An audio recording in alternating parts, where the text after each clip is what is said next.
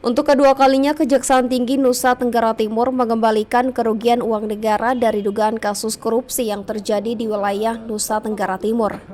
Kali ini, Kejaksaan Tinggi NTT mengembalikan uang senilai 17,3 miliar rupiah kepada pemerintah Kabupaten Kupang yang sebelumnya diterima dari PT Nusa Investasi Mandiri sebagai pemenang proyek bangun Gunasera pada lahan pemerintah Kabupaten Kupang.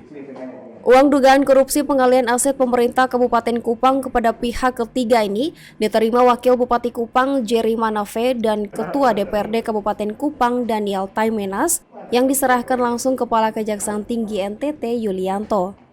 Pengembalian uang negara ini merupakan hak yang harus diterima pemerintah Kabupaten Kupang atas kerjasama dalam pemanfaatan aset lahan pemerintah yang dialihkan kepada pihak ketiga. Penyidikan perkara ini spesifik sekali. Kalau biasanya kita menyidik sebuah perkara, uang negara sudah keluar dulu untuk membiayai sebuah kegiatan. Kalau ini sama sekali Pemkab Pemkab Kupang tidak mengeluarkan serupiah pun uangnya. Ya. Nah, sekarang bagaimana Kejaksaan bisa masuk ke sana?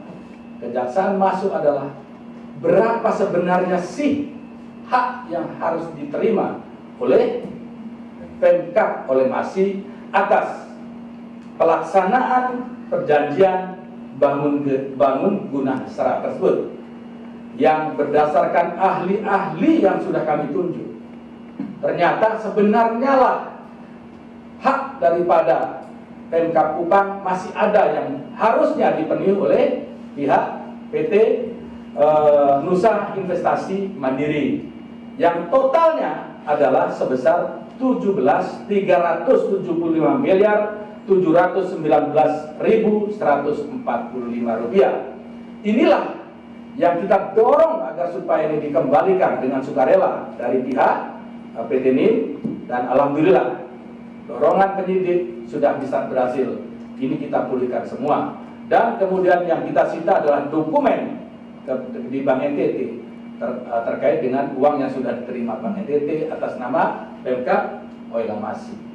Dan terhadap status kasus itu sendiri saat ini masih dalam proses penyidikan umum, sehingga belum ada satupun tersangka yang ditetapkan.